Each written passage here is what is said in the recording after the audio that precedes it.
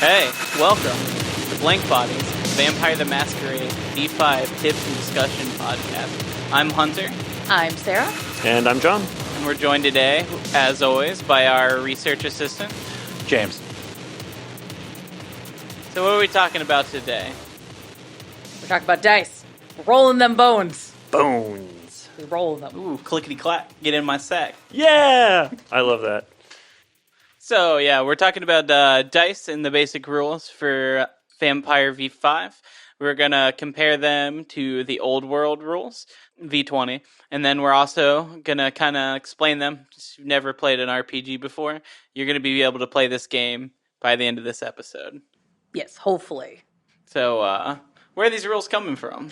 All right. Figured to keep things simplified because there's several different versions of old world stuff. We're just going to, I use for reference the 20th anniversary edition. Because I think that's the most common version of old world rules that most people have run into if you played Vampire before this. Except for Chronicles, which I'm not going to talk about right now. That can be later. Or it can be never. Send us an email if you want us to talk about Chronicles. They will immediately be deleted. Stop. No, I have some of the books right in reach. It's fine. Yeah. But yeah, so hopefully that'll give some juxtaposition about like why I honestly think that the dice system in V5 is better. The future is now, old man. It's also, I think, a little simpler. Oh yeah, Straight out the gate. I have fucking ST'd for you guys hammered. And been like, yeah, no, it's fine. Just roll the thing and see how it goes. One of our other players in our game, Danny, was forgetting which character he was playing, but he still had, like, the dice mechanics down. Yeah, well, I mean, he has a Malkavian that's so delusional he thinks he has dissociative identity disorder, which leads to him in and out of character just getting fucking wasted at table. But he can still be like, what's the dice pool? Okay, let me roll. Yeah, he plays it perfectly, really. I want more Terran in my life. Yeah, and then along with that, the modern rules are all in the core book. We are going to be talking about the updated rules that came with the free errata update and are going to be updated in the new book soon. Yeah, basically the first run of the books had 2 errata updates after the books were originally released at Gen Con, and then there was the V5 companion that came out December 2020 with a couple other little additions. And yeah, we're just trying to keep this down to the core book and any of the free bullshit you can download with it, just to keep things like, hey, this game's very accessible. You don't have to buy everything. If you want to, go for it. I'm assuming you're an adult with money that can burn. Go for it. If you don't want to, you don't have to spend that much. Or a teenager who can find money in their parents' purse. Yes. Yeah. The syndicate would like you to use all the money. I gotta keep that blood wheel turning, I suppose. But yeah, and as Hunter said, any of the errata that has been published should be updated in the future printings of V5, so hopefully you don't have to track down this stuff if you buy a brand new book. It should be all in there nice and together, little package. So is the whole V5 companion going to be in the new prints or just the errata? Far What's in the back of it? Far as I know, just the errata, Okay. But maybe? Cool. I'm not in the editor's room, so I don't know what the plan is for that. I didn't know if they had said something. No, not that I'm aware of. They have said that they're going to have, once they've all released, put out a book that has all the clans in them, and the companion is the last of the official clans that are going to be a full standalone clan. Any new ones they come up with are just going to be powers changes and like lore sheets, basically. But we'll get into what all that is in another episode. So I think, unless we have anything else to add, we're ready to get into the meat. Meat. Getting up into the meat. What the fuck is up with these dice? The fuck is don't up know, with just- these die? I did write that in the script. That is a question I'd put in. So basically, way back in the 4 times in 1991, 90, 89, that time period, the original creator of Vampire, Mark Ryan Hagen, worked with Tom Dowd, who was the guy who did Shadowrun on the dice mechanics for the game initially. Yum. If you're a nerd like me, that's like, oh, history, I love this. But yeah, so you know when you play Shadowrun, you just roll big piles of D6s. I love it. Yeah, you love rolling those square boys? I love rolling lots of die, to be honest. Yeah, you do. That's why I liked 40k playing orcs. All the die. You should play Necrons. They roll more dice. Fuck you, wah. But proceeding forward, the basics of this is you roll a dice pool, and it gets compared to a target number based on how many successes you get on the die. It's basically the rough mechanics of dice pool systems. And kind of fun thing, and part of the reason why they went with D10s as opposed to D6s, percentage of actually causing a fuck up on a D10 is not as intense as it is on a D6, because fractions. Yeah, that's fair. I was also, as I was doing research on like the maths and all that, I was very excited for some reason to find out that a D10 is called a pentagonal trapezohedron, and each face on a D10 is known as a kite. Oh, because they even look kind of like little kites. They do look like little kites. That's so cute. Yeah, I love it. I was just like, oh, that's geometry nerd. I was like, oh, that's fun. I love that. It's also called a deltohedron. That's going to be like Deltron 3000's new name. Well, I've lost the entire audience at this point. It's like no one gives a fuck. It's like, I know, but I thought it was cute. But yeah, so the benefit of rolling a D10 over the D6s is because you have less of a chance to like fuck up the rolls, you're able to engage more in storytelling. As opposed to just being like, I want to do this thing. Well, fuck you, nope. Yeah, but when you do get a fuck you nope, it's pretty bad, huh? Yeah, it can be, depending on how the fuck you nope goes. You could also succeed, and it can be kind of bad, but we'll get to that. We will, yes, because those are things in V5 that I really like. So, if you've played previous editions of Vampire, you are aware that you get your little dice pool, and the target number was set by the storyteller, as well as what number you had to roll to get a success. Generally, the old system, you had a 7 and up was a success, but the storyteller could just randomly be like, fuck you, no, it's an 8 or a 9 for some reason, or, oh, it's easier, it can be a 6. And how many successes you need to get fluctuates. It's just a lot of variables and can lead to a lot of in-game confusion. There's also not a lot of consensus, at least from when I played and read through the books, of when you should make the die harder to hit versus add a required success, like raise the challenge rating. So it's just like everything about your die roll could change, and no one really said why. I would feel like it would also be really just difficult, or it must have been more difficult to be consistent as a storyteller. Being like, okay, well, you're driving your car, that's probably about this difficulty. I'm going to give you these target numbers and this many successes. And then this other player who's doing something that is probably the same difficulty, but might require a different skill. Without realizing it, you could take it easy on them or make it harder on them. It's just less consistent, I think, right? Yeah. I mean, Basically, yeah. So, nice thing is, also, yeah, V5, they're just like, no, this target number is always 6. It's always 6. And what changes is actually what the difficulty is. So, like, how many successes you need to get on the roll before you decide if you do the thing or don't do the thing. That's it. At the same time, every time. Everybody can keep track on that. And there's a little handy chart in the core book to be like, hey, so if you want to figure out vaguely how hard or how easy you should make the rolls, here's an idea. We'll go into more detail about how difficult or easy things can be a little bit later on. How do you acquire them bones? How do you get them bones? I was born with them. Yep, I'm glad you were born with bones. Yeah. Those are helpful. Bones are helpful. I found some extras, too. Wait, along what, the really? way. Yeah. Can I have them? Innate bone privilege. It's true. We do have bone privilege. Yeah. Hey. Hey. So, yeah, if you played Old World, you know, you could just make like a goblin pile of D10s out of your other dice sets from probably other games that you've played. Because that's what I did for years, was just like, oh, I never use these D10s in D&D, so I'm just going to throw them all together into a random pile of bullshit, and these are my vampire die. Or you can buy specialty piles of D10s that all match and are coordinated. Yeah, I don't have to worry about that anymore. That's the only kind of like slight kick in the butt for the V5 die is it's recommended you get 10 die of one color and then 5 of a different color. Honestly, you could just do a random smattering of die, and then whatever color you decide are the 5 special die that we'll go into more detail about. As long as those match, you're fine. It's whatever. But you need 2 different colors of die. So that you can determine things Yes. that we'll discuss later. That we'll discuss in a moment, yes. Cool. Or you can do like I did, and they make a specialty die as well, that like official. And instead of numbers, they have little symbols. It makes it even easier. You don't even have to count to do good. Well, I guess you have to count to like 5. Yeah. You don't have to know numbers above 5, though. There's no numbers on the official vampire die. There's just little onks for success, and then there's a little onk with a Angie face on it if it's a super fail, a crit fail, and then little stars if it's a crit success, and that's all you need to know.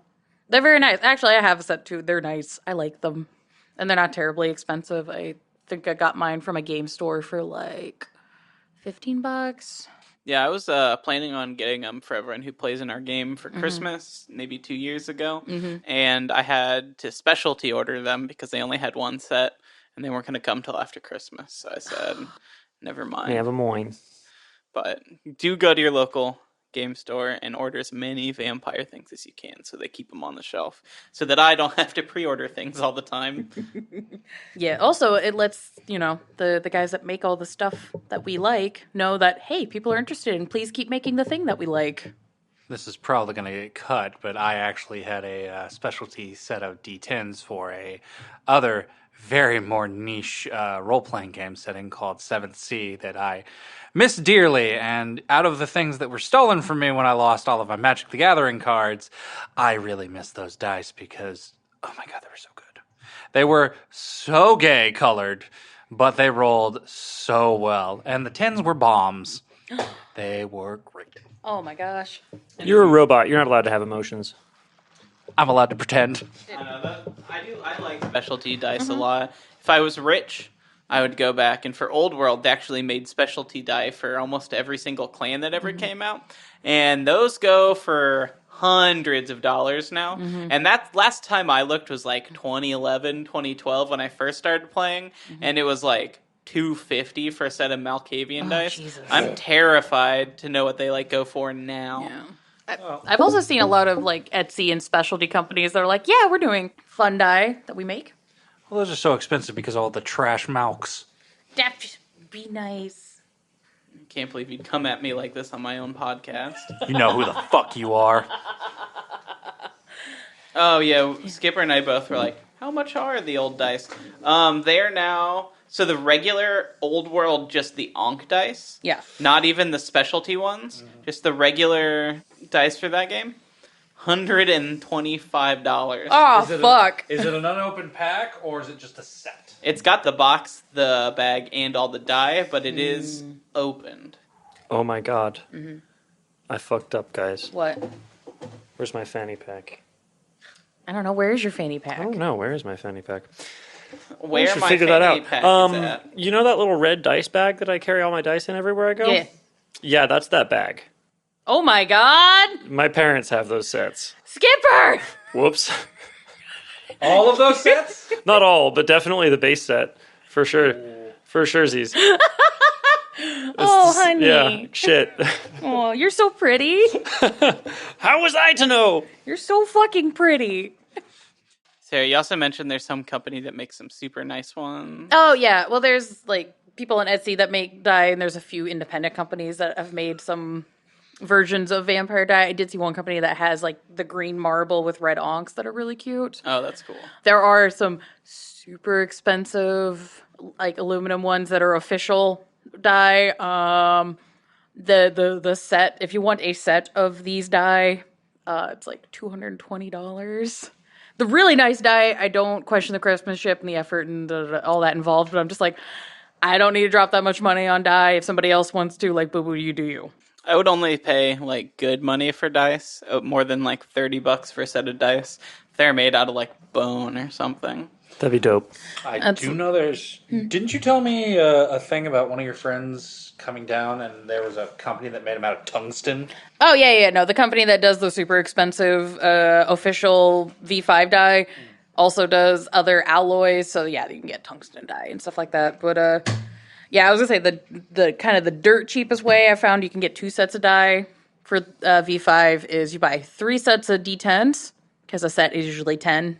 And your friend picks one, and you pick one. And then the third one that you guys agree on is your hunger die. You just split between you two. And you can get 2 sets of die for, less than $20. Easily. If Yeah. you just get, generic white with black dots. Oh, yeah, you can get fucking super... Or black numbers for 10s. Yeah, because last time I did that at a game store, they were selling solid color D10s for like $7 for a sleeve. Yeah. So, but I think we have gone on enough about that. So, the basic breakdown for understanding the roles and stuff, I try to come at this from somebody who is more used to D&D, just to kind of break this down.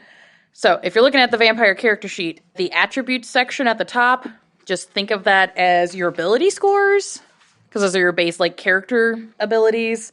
Skills is skills, just things you can do. Disciplines, you can think similar to, like, specific class skills. So, sorcerers have access to certain spells in D&D. Certain clans have access to certain vampire powers. They're pretty analogous in that way. Yeah, we got rid of the sorcerers. They were bad. I fucking love playing sorcerer. Fuck off. I went ahead for us at the table here while we're talking and printed off a copy of one of the character sheets from the Quick Start Guide, the monsters. But if you download that for free, you can go to page 32, and we're using the character Eileen Doss. She's a Toreador, so one of the artsy clan. And we have her sheet in front of us for when we use examples and that kind of thing. You can take a look at that and kind of see what we're talking about. All right, so those you with the D&D and you're used to like getting feats, that's just advantages and flaws. Yeah. Which means there are some feats that give you negatives. Oops. Oh well. Welcome to World of Darkness, bitch. They're all pretty cool, though. They're more story focused than they are mechanics generally. Most of the time, some of them are just like, good luck crossing rivers. Yeah, I know my character has an aversion to wild roses. Yeah. It's a very mild one, but... I mean, until you go outside and you're just like, fuck. It's just one of those weird old vampire folklore, like, breaks. They're actually called folkloric banes, yeah. Yeah. Yeah, I read those earlier, and it's like, you can't walk over seeds until you count them. Mm-hmm. Or you can, spend a willpower point to ignore it? Yeah. Or you have to tie shoes, like shoelaces, like untied string. Or no, it's knotted string. I don't know if that's a rule, but I would totally let a player take that, because that's an old vampire legend. What, if you see knotted string? You have to, untie it? Yeah. That would be unplayable in the modern Knights. Not on, like, shoes, I don't think would count, but, like, if you just see, like, an unused rope with a bunch of knots in it, you'd be like, oh. Interesting. I gotta fucking untie that shit off my goddamn... Right. Imagine if you had the seed problem, but you're, like, at the park, and someone was feeding the birds. Oh, you'd be full... I just eat them. The person. Birds? Oh. And then the birds. Right. And then count the fucking seeds. So... most of the game stats are rated on a scale of 0 to 5. 1 dot being like, oh, you're a newbie. 3 being considered competent and trained. 5 being almost god tier, like this almost shouldn't exist. You're a savant. And that kind of also translates into difficulties as you go on. Though, I do have to make the note of one of my favorite things in the book and the chart for, like, difficulty ratings is... if something is set at a difficulty 5, it is hard. And the example they gave in the book is convincing a cop this is not your cocaine.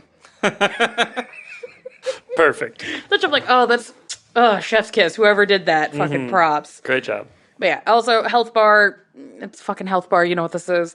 In Vampire, it's basically, when you're playing video games and you're battling a boss and you have to, like, get through the health bar twice. And that's basically how it runs for this game.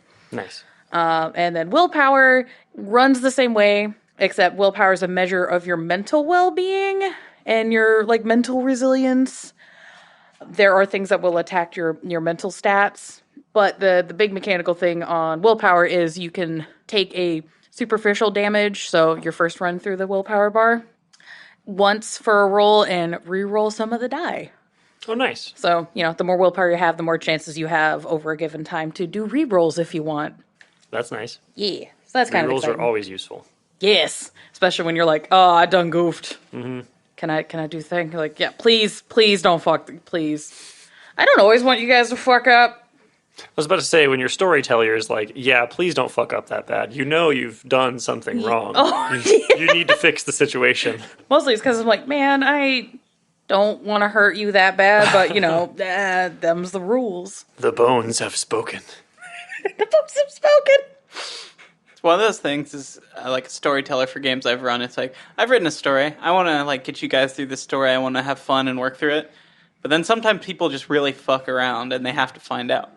Like, Oh yeah, for sure. It's like, I didn't want to bring Daddy's belt, but you know what? Here we are. All right, so, as we hinted in the first episode, blood. Blood. Yes. So, if you're... What? Blood. Blood. Blood. Blood. Blood. And some sick. Oh, god damn it. All right, so, if you played the 20th anniversary system, you're used to blood being counted in units of blood points. You spent one every night to wake up, regardless. Or you spent one every night, regardless if you woke up or not. Blood points can be spent in ways to, like, fuel your disciplines, do various activities, enhance things, make ghouls. And the amount you're allowed to spend is limited by what your generation is or how many steps removed from Cain you are. So basically how old you are. If you wanted to heal, you could spend a blood point. Stat boost, you have to spend a blood point. Appearing mortal, you spend blood points equal to 8 minus your humanity rating. So if you had somehow had a humanity rating of 10, you'd just get blood points back. I mean, if you could be fucking... Do you realize how hard it is to have humanity 10 in the old system? Like, you couldn't even have a dirty thought. Oh yeah, I know. Yeah, Because like... you were supposed to be like a crusader at that point, right? Hey, just be like, I am the most pious... I am a pious man of God. Ew. Count Frodo, there's an extra stick gypsy girl outside wearing no shoes. I hate TikTok, but that one's been really good. Goddamn, who dated this? I don't give a fuck. Anywho, yeah, fuck all that shit in the new system. Just, if you want to do things, you do what's called a rouse check, which is you roll 1d10. If you succeed, you do not gain hunger, and you do the thing. If you fail, you gain a hunger rating, and you do the thing. So you do the thing no matter what. Yeah, most of the time, yeah, you just do the thing. Unless you really fuck up. Yeah. Well, I mean, you fuck up by getting hungry. But yeah, if you want to wake up, rouse check. You want to do discipline, some of them require you to do a rouse check. You want to heal, roll a motherfucking rouse check. You want to do a stat boost, it's called a blood surge. You roll a rouse check. You can boost any of your stats as opposed to just the physical, like in V20. Just, you're like, I need to brain good. Fucking blood surge, bitch. I will brain so good. Brain so good. You want to appear mortal? Rouse check. There is a thing where if you have a higher humanity, you get to re-roll the rouse check. So For pretending to be human? Yeah, so you're just like, oh yeah, I'm at a high humanity and I want to look mortal. Roll the rouse check. I fucked up my rouse check. I'm gonna roll it again. Oh, I succeeded. Cool, I gained no hunger. Yeah, that's called a blush of life.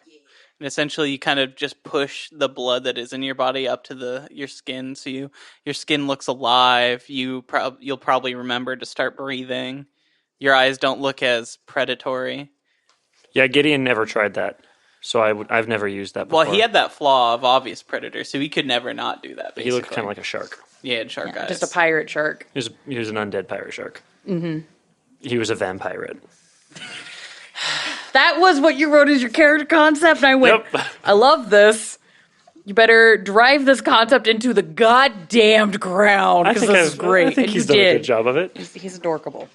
So, as I had mentioned, there is this thing called hunger. In the old dice system, I don't know. When I've played the older systems, like, you're supposed to be like this carnivorous monster, and it just feeding and being hungry just came to such a fucking hand wave. Where it's just like, oh yeah, as long as I get so many blood points, like, man, I'm good, and I can calculate how much blood I need precisely from however many people and animals to get to the thing I need to do, and it just, I don't know, it kind of just cut a lot of the tension of having to play a spooky vampire monster, like, at the knees. So a lot of times it'd just be like, oh yeah, let me rip open this squirrel like a Gatorade so I can blast this door off the hinges. Perfect. Yeah, it was just fucking abs. I never liked it where you could just like slam a thing and just be like, woo, all right, let's go do this. And I'm like, who gives a shit? It's like, what? Let's be real. We're being very honest, but it was usually, look, a homeless. Well, that building's destroyed now. Woo! Yeah, or, just being like, well, I mean, it's like that scene in Dirty Works where it's like, oh my god, there's all these dead hookers. I've never seen this many dead hookers in my life. Basically, and I'm just like, I mean, it's fun, but I don't know, if you're trying to play like a monster simulation game, and I'm like, oh no, how is somebody going to legitimately play a Lewis character where they're like, oh, I'm so torn about, cracking open all these people like a goddamn Capri Sun. Oh, woe is me. But, so the way things are in V5 now, hunger and blood drinking and all that's been simplified to the hunger system. So hunger rates from 0 to 5. 0 is you're completely at peace, everything is chill. Unfortunately, the only way to get that way is you have to murder somebody through the feeding process. So if you're playing a character who is more ethical and doesn't want to murder the humans, you're probably never going to go to hunger 0 unless something bad happened. And then 3 is like you're not doing so good. Not doing so good. You're getting a little antsy and a little little grumpy. There might be some situations where if there's a lot of blood in the area, you might have to do a roll to maintain your composure. If you're at hunger 5, you are hangry. You're gonna snap somebody. It's bad. This is very bad. You're right at the edge of going into a frenzy. You're having to do rolls to resist constantly. It's a bad time. In a frenzy, you basically just lose control until your character feeds again. Basically, yeah. That's a bad time. Feeds until hunger 0, yes? With frenzies? You generally will Usually, just kill the person? You don't have to go down to hunger 0, but oftentimes people just do. If I was storyteller and the character that was frenzying even cared about that kind of thing, I would probably make them roll a willpower of some sort, roll to resist feeding someone to death. If your character doesn't care and they're not trying to, they have a full meal, But if you are someone who's I never kill humans, or I never take more than enough, I'm not going to make them even feel sick. But they're in a frenzy. It's all right, you better start rolling those dice to make sure your convictions hold up. Yeah. Mm-hmm. Or just are you even paying attention at that point? Which, on the note of the blood points, so now that we have a basic understanding of the hunger rating system, how that ties into the dice for V5 is, so let's build a dice pool for Aileen real quick. So, what do we want her to do? She's Torador. She's going to make some art. Yeah, let's say she's going to make an art. So that would be a craft skill? Yeah. Hunter. Yes. Dice. On her sheet, it says that she's particularly good with clay and oil. Yes, so. Let's have her sculpt a bowl. All right, Aileen's going to sculpt a bowl. What kind of bowl? Fucking. That's true. Is it a weed? Is it not a weed weed, bowl? you motherfucker. It's not a weed. You and your pots. All right, so you were going to add her craft rating, and let's go dexterity, because she's using them fingers to craft a bowl. So if we're doing that, that's going to be 4 dice, because she has 3 in dexterity and 1 in craft. Right. So you see how you have 4 dice of the black? Yeah. That's like your normal die. Let's say she has a hunger rating of 1. So take one of those black die, get it the fuck out of your hand, and pick up one of the red hungry die. Yeah. So for every hunger die you have to replace 1 die in any die pool with a hungry die. And that's scary because you could potentially only be rolling hunger die. Oh, I've done that. And you're just like, oh, please don't fuck up. Please don't fuck up. Please. Oh, okay, we're good. So how about, for an example, let's do a live dice roll of this bitch making a bowl. All right. So what you get? So I got 2 successes. No crits. No, you got 3 successes. Oh, 3 successes. Yeah. So, yeah, she made the fuck out of that bowl. The good news is, on the red hungry die was a regular success. So this is just a normal, run-of-the-mill, it's a normal pool. Nothing bad happened. It's all great. She didn't make an angry bowl. She did not make an angry bowl. By the way, let's just say on that hunger die, it was a 10, or by the standard official die, it's an Ankh with little stars. So we'll say that is on the red die. To get a critical success in V5, you need to have, they come in pairs, so you need 2 die on a 10. Those explode up into 4 successes. So if you had 2 10s on black die, that's just, instead of 2 successes, it's 4 successes. Everything's good. But if one of those successes is on the red hunger die, you get what's called a messy critical. Those are fun. So basically that means your internal monster, your beast, somehow helped or hindered what you were doing. And you and the ST can agree on what the ramifications of that are. So if she got a critical success on making this bowl, there are options of she could pick up a clan compulsion and be forced to do certain activities or behave in a certain way for a period of time. There's the option of she gains a stain because she made a sinful bowl. A sinful bowl. It's a bowl full of sin. Sounds like the advertisement for a new item at Goodwill. So it turns out she did make my kind of bowl. She made a weed bowl. Hell yeah, lady. Crit that success. Messy. Oh, God. Or, you also have the option of, if none of the, if there's not a good option for you and your ST to be like, okay, what is a option that would make sense? If there's not a good choice there, you could always choose to fail the action. So even though you succeeded, you just did so well that... Well, it's either the beast... I did so well, I got so excited about this bowl that my beast just made me make it a fork. Yeah. Yeah, it's like, I got so excited about this bowl, I fucking, like... I don't know why I said yeah, fork. So it's like, I don't know. You got so into making this bowl, you fucking spiked it. Yeah. See, I imagine just, like, turning a bowl on a wheel and, like, it's just about perfect and you're so obsessed and you just kind of, like... Your muscles kind of stiffen. You kind of just like crush it, kind of like petting a rat, but too hard. Petting a rat? Petting a rabbit too hard. Rabbit. He was making a literary reference. Yeah. We can do those. We can be smart here. We just choose not to often. I don't know. It's only the second episode. We'll see. We'll see how far we get into the parlance of highbrow literature. So why did you own a plantation there for a second? I have no fucking idea. Okay, cool. I have absolutely no idea. That might need to get cut. I don't know. That's fine. No, I'll leave that in. It's fine. I own I made a bad choice. It's fine. I was going to say, Sarah, I hope that's not your idea of high class. No, it is not. My idea of high class is usually it's on fire. Hell yeah. But yes. Anywho. So... let's go to the flip reverse side of this. So you can fail a roll by not hitting the difficulty number. So I'd say making a clay bowl, difficulty 2. So if you only got 1 success, didn't do it. It's like, you didn't do the bowl well, or you didn't make a bowl, or the clay was too hard. Something happened, bowl did not. You tried to fire it, and you fired it wrong, and it cracked. Yeah, that happened. Or, fucking Steve showed up and interrupted you, and you fucked Steve all night and you didn't make the bowl. God fucking damn it, Steve. Right? There's loads of options. Bowl didn't happen. Yeah, and as a storyteller, the rules also encourage the storyteller to look at the player and be like, all right, so you didn't do this. Why didn't you do this? Or how did this go wrong? So it's not just this, like D&D, where, say you roll a 1, it's like, oh no, your sword breaks in half. Right. It's actually, hey, so you didn't get that door lock picked. What happened? For the record, I tried to petition that Steve's be erased from reality, but I was outvoted. Yeah. There's a lot of them. There's a lot of Steves, and not all of them are terrible. Some of them are lovely.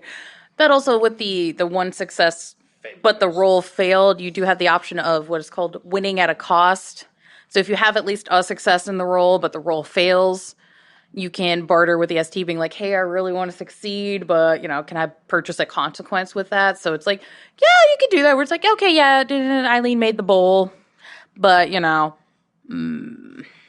she fired the bowl, it's perfect, everything's great, but then, a random mysterious stranger shows up and gives her a job offer, or the bowl is cursed. She gets a phone call and gets distracted and squishes it. Oh, no, she gets the bowl. The bowl's great, yeah. But, something else happens. She made such a good bowl that a ghost possessed the bowl. That, or, just agrees to, go up a hunger rating where she got so, jazzed into and focused in the flow of making the bowl that she didn't realize, I got hungry. Ah, fuck. That sounds like a Toreador right there. Yeah, I was about to say, they're just putting their all into this ceramics project. Yeah. Or you miss a phone call from somebody in your game group and you're just like, oh no, I don't get to go on the mission, or I'm showing up late. There's a lot of options. And then there's took my favorite, which is a bestial failure. The roll has to totally fail, no success, and one of your hunger die is either a 1 or it's the little ankh with like little fangs on it, or the little Is it the fangs or the skulls? Oh, it's just a skull. Oh yeah, so No, that's the fail. Oh yeah. Thanks. yeah, that's what I thought. Okay, so the ankh with the little fangs on it. So your beast comes in and is like, "Hey, we're gonna fuck up hard." This is more often not where compulsions kick in. And each clan has their own compulsion that kind of goes along with their theming. Or there's general ones where it's just, critical fail in this would be like, yeah, you're supposed to make this bowl, but, Steve showed up and you fucking almost killed Steve. Because just like, you ruined my flow. Snack pack. This is options. So But yeah, the bowl doesn't fucking happen. yeah. Even on a bestial fail, though, you do have choice. It's not just as flat out, okay, this is what happens. But Oh yeah, you and the players can discuss like how this goes, but it's not good. It's a bad time. It's gonna be a bad time, and you can't get out of it, and your beast does something. So how bad of a failure can it be? Like a crit, or a botch in D&D rolling a 1 can be pretty bad, but most of the time it's resolved within a round or so of combat. Is this like it's bad enough to where, oh, I'm about to fire this bowl, and then my beast kicks in and I get freaked out by the fire and I accidentally set fire to the building? Yeah, that could totally happen. That's an option. Shit. Okay. Yeah, that could be a situational thing. You could get. I'm trying to. The bowl thing makes this a little difficult to think of. I picked the worst. No, it's great. I love it. I'm trying to think of good. Like, again, the sin bowl goes really hard in the paint. So instead of making a bowl, you make a ceramic stake or something, or you make something sacrilegious or something that's goes against your own convictions, and you take stains on your humanity, which could lead to the degradation of your humanity and make you a worse person. Story-wise in the game, as well as like statistically on your character sheet. Ew. Yeah, those are options. You can gain hunger. You could end up having like a frenzy issue. I think with the bowl specifically, I believe that the compulsion for Toreadors is still that they become hyper obsessed with something. So I would say even on a bestial fail, they become hyper obsessed with this bowl they're trying to make, and even though they fucked it, they're gonna like hyper focus on it until they sit down and actually get it fucking made, even if they are supposed to be somewhere and it takes them another 2 hours to get this bowl made. Oh, girl, she could be sitting there working on that bowl so long that the sun comes up, and then Rough. she's stuck. Might get burnt. Who knows? Yeah. Oh my god. Yeah. So there's a myriad of options, but yeah, basically bestial failure. Oh, this is gonna go bad. There's gonna be some consequences, and they're gonna hurt. But yeah, that's the basic of the dice for V5. Yay! Hey. Hell yeah. Alright, so we're talking about feeding now. The actual rules for sucking that blood. Yeah. We're Well, talking about Capri Suns again. yeah. And squirrels and Gatorade. Yes. Cool. Yeah. But basically, this is where I'm going to cover the notes from the first episode of how obtaining blood actually affects things. So in V20, they have a whole chart about what kind of creatures give how much blood points. The average human is a 10. You can only take 20% of their blood without causing any damage. Beyond that, you're going to have like hospitalize them and or kill them. And there's also like maths you can do for how much damage you cause by how quickly you feed, and how much your blood points you're able to carry is dependent on your generation. It's a lot of maths. Fuck that. We don't do that in V5. Very simple. No math. It's simple math. Simple math. Yeah. So it's at a fixed rate thing. So you bite a person. If you do one unit of hunger, one little sip, you're fine. Not harmful. You do 2 sips. Yeah, you're fine. 3, kind of a danger sip. There's like, oh, you're probably going to hospitalize this person. It's not a good time. 4, you're probably going to kill them, but they're not fully dead yet. 5, they're fucking dead. But you're at hunger 0, so like, hooray, I guess? I think we may have mentioned it earlier, but even if you're at, say, hunger 2 or even 1, the only way to get down to hunger 0 is by fully draining someone all 5 units or to their death. Otherwise, you can drink 3 units of blood at hunger 1 and sit at hunger 1. You might have, it'll be a nice meal, you'll have a nice tasty snack, but it's the actual death of a human that brings you down. So I am one to deliver on promises. Does this apply for babies? So, well, we said children. We did not say babies. So, No, it I was said I would eat a baby. No, it was babies. It was babies. The robot remembers it was goddamn babies. okay, No. so Stares in Men in Black. no. So we talked about eating a baby in general, but when it comes to the actual blood, I believe it was from a child. okay. Oh, How many shit. blood points are in like a child Okay. or a little or a smaller person versus, and then the baby was just eating a baby. Oh, That okay. was from our content warning section. Right. Yeah. Yeah. What?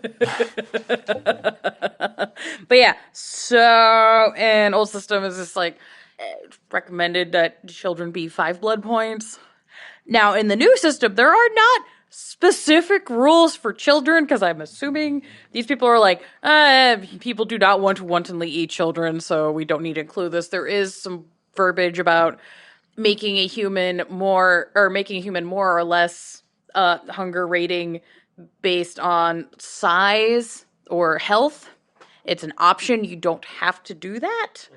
So technically you could keep you can get rid of 5 hunger with a child.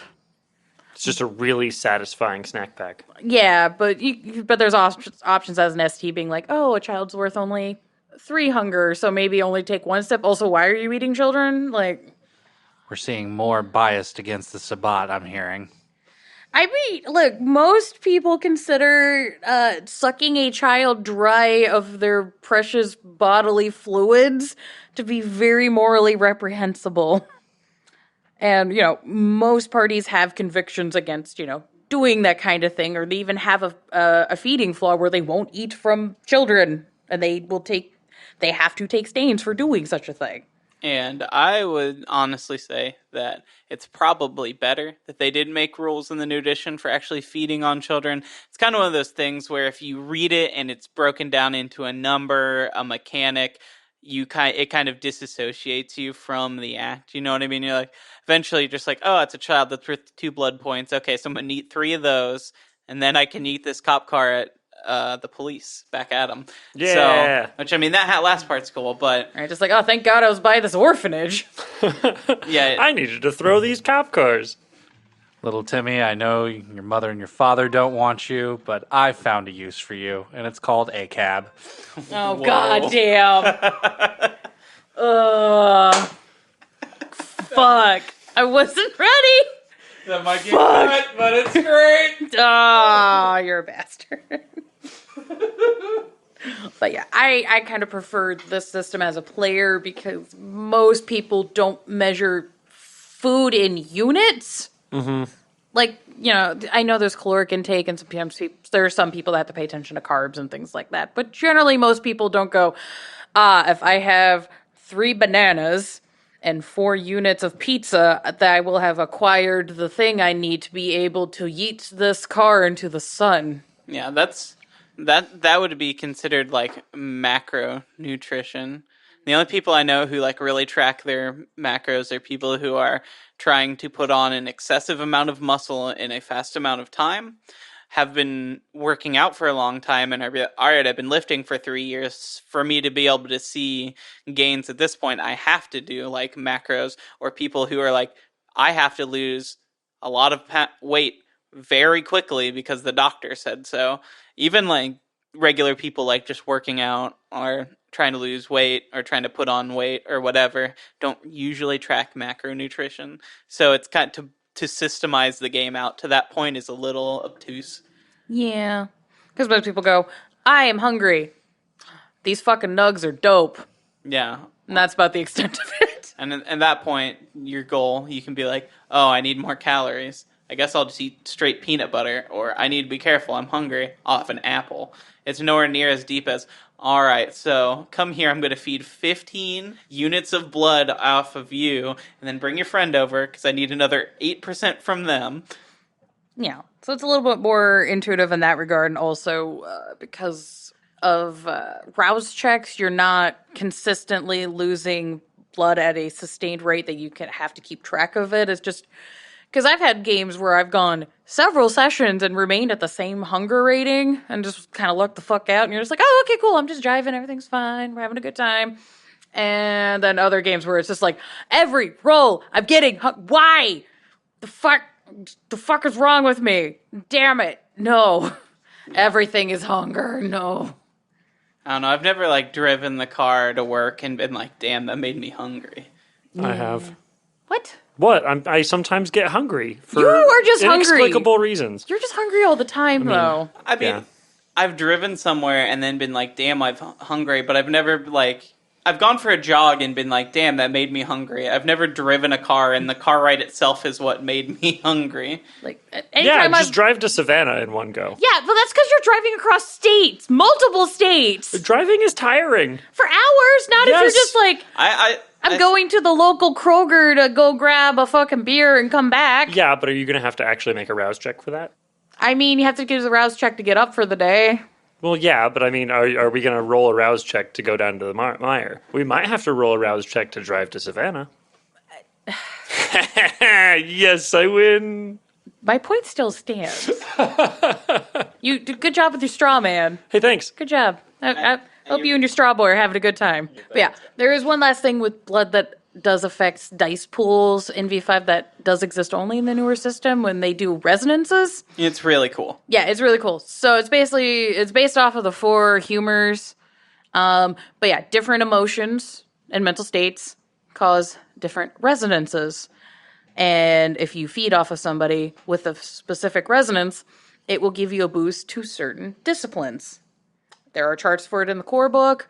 We're not going to get into that right now, but it's a handy thing. So if you're like, oh, shit, I have to go to get into a fight, and I want to have an ability that makes me go super fast so I don't get hit, I should go find somebody who has the fast jivey resonance to feed off of. So when you have fed off of somebody with the resonance that you need, you get to add 1 die to your dice pool when you're doing that roll. Is that like I get to use that die when I want to? Or is it just on the next roll? Oh, you get to use that whenever... That just gets added to the dice pool whenever using that specific discipline. Okay, cool. So... It happens until you gain a hunger dot, right? No, you maintain that until you feed again. Oh, wow. Yep. Okay, cool. Which is why I'm like, why don't you guys fucking use this as a free bonus die? Why does no one ever pay attention to this? I don't know. It's a really cool mechanic, and there's a lot of interesting implications and lore behind that I really wish more people would actually use in their goddamn games. If you want to see a visual representation of that, I believe it's in the Bloodlines 2 gameplay trailer they put out. They use a ability that lets them see the resonance of people walking around them, and the people start glowing different colors to see the different resonances. I forgot about that. Yeah. That's pretty neat. And it'll be interesting. We'll see what that pans out to be, but in the game preview, there's actually a 5th resonance you can see in some people, and we don't know what that is yet.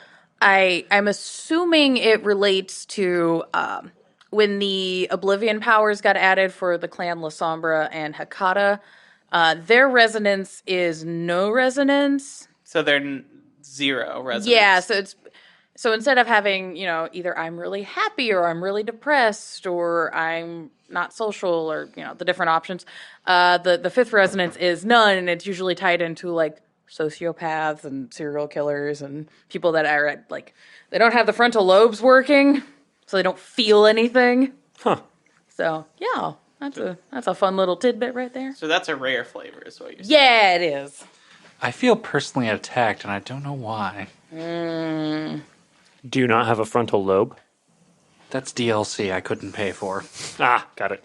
Okay. I should ask you more questions, but I'm not gonna. Turns out the Syndicate doesn't have that deep of pockets. Work with, not in the same department. New World Order, goddammit. Fuck them assholes. Yeah. So that's kind of a crash course on the dice and different ways you can boost your stats and how you work with hunger And the blood. and the blood. How you work. Blood. And a little bit of sick. I don't want to have to deal with a player that's an organivore. That is a vampire who can't just suck blood. They actually have to eat the meats. The sweet, sweet meats. I don't know if you're meaning like the organs or just like a diabetic. That would be a really weird prey exclusion. I can't feed off non-diabetics. And I have to eat them. Why not both?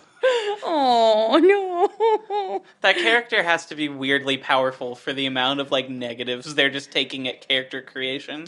They just have to live in the United States. We conned you into putting sugar in your goddamn bread. All right, so I think that is a pretty good rundown of the basic rules for the game.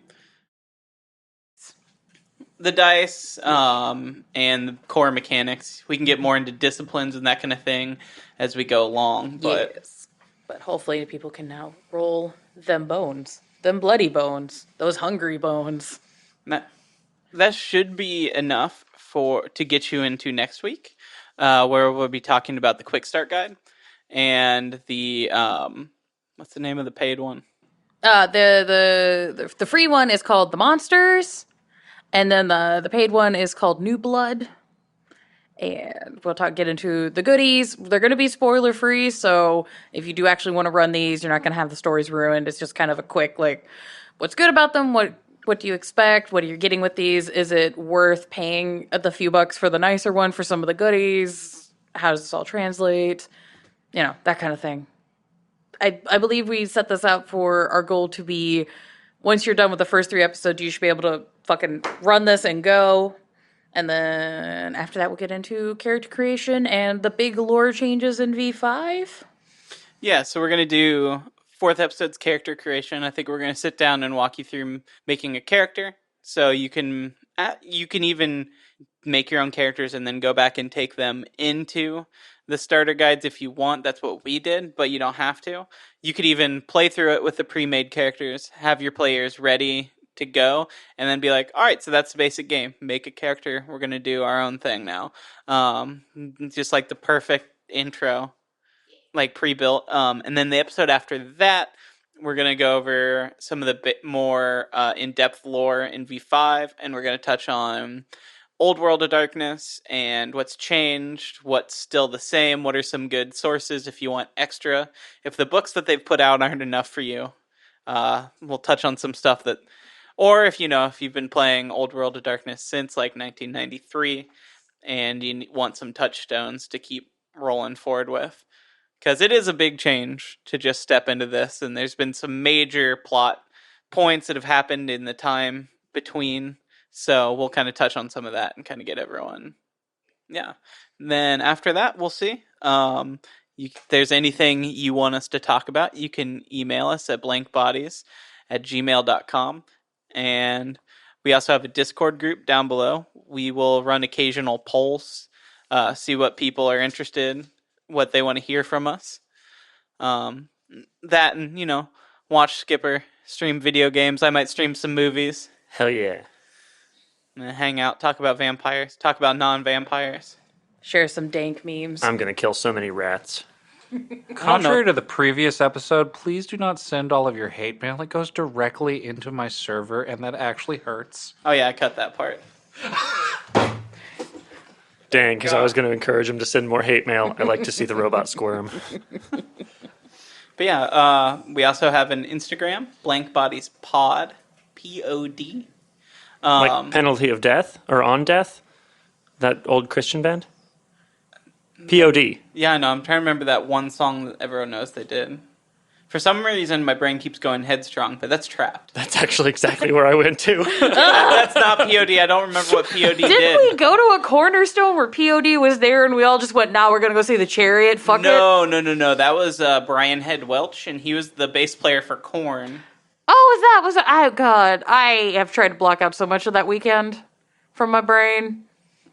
I didn't go. Nah, that's Smart. you were.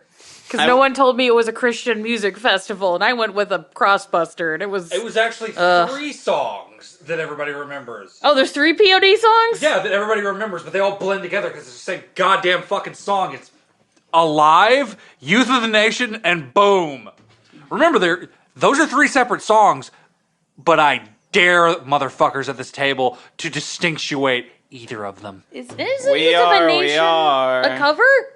Youth of the Nation, we are. And then the other one's like the one that all I remember is the chorus where it's just tick, tick, boom, tick, tick, boom. God, no. Oh, boy. And this is the part of the podcast where we just make weird noises at you. That's fine. This is when we come for the POD fans hard. Yeah, if you're a POD fan, please consider liking, subscribing, and following and reviewing us. Give us all the rates of the reviews, I suppose. Yeah, it helps us boost up the charts so other POD fans can find us and hear this great content. Oh, God. Exactly. Damn it. POD proves there is no such thing as God. Oh, I think that POV might prove the same thing sometimes. Fuck. I have a mechanical brain, and I've been on your internet. I'm aware, and it makes me doubt. Oh, that's fine. As long as it's not one of those, like, weird POVs from straight TikTok, like, we're fine. Oh. We joked about making a TikTok for this podcast, and I really hope that never happens. I might. I didn't even know I had a gag. I might. Look, I have one. I don't really use it. I really should, but... It'd be really funny to do one. And it's The just gag like, reflex or TikTok? Yes. Well, it's just there are some interesting folks on like the vampire TikTok and goth talk, and there's some punk talk, and punk talk rose from the goddamn grave because of fucking what was it, tramp stamp or whatever the fuck fake bullshit. Anyways, that's internet drama. It doesn't matter. Oh God, are we gonna finally end this? Are we done? Is this it? yeah, I guess we can be done. Just roll them I bones. gotta be done. All right. He's Got got it. Oh. Uh-oh. Why do you have to be done? I have places to be. Yeah. People Well- to see. Bitches to fuck. Weeds to get. I don't know about that, but yeah, the weeds for sure. Get them weeds. I have them. They're right here. Hold on. Are they? See? I see no weeds. Oh, hold on. There is no weeds. The FBI agent would like you to There show there that are to no camera. weeds. There are no Oh yeah, weeds. no, I've never even seen a weed. I don't know what you're talking about. We're in The Indiana. only weeds God puts in my garden. Are dandelions. Those are actually European, I found out. Yeah, those dandelions are hella invasive. Yeah, the pioneers brought them with us. That's why they're weeds. Weeds are unwanted plants. Pioneers brought them with us. I mean, I'm not wrong, but the concept of weeds is actually a very classist and colonizing way to view flora that's, persevered since the 1800s. But, we'll get into that later. yeah, we'll have a whole episode about how lawns Lawns and are lawn bullshit. care- Yeah, lawns are definitely a Camarilla invention. All right. Let's talk about the lawn conspiracy. Get to... All right, Future Hunter is going to give you notes on some of the songs and shit you've heard. But like, subscribe, review, tell your friends about our POD podcast. Tell your friends, tell your neighbors, tell your enemies. Tell enemies of the state. Yes. Them specifically, I feel like they'd get a kick out of what we do. They would here. probably enjoy it. Yeah. We're already aware. All right. Well, as always, goodbye and have a good evening. Goodbye. I love you. Bye.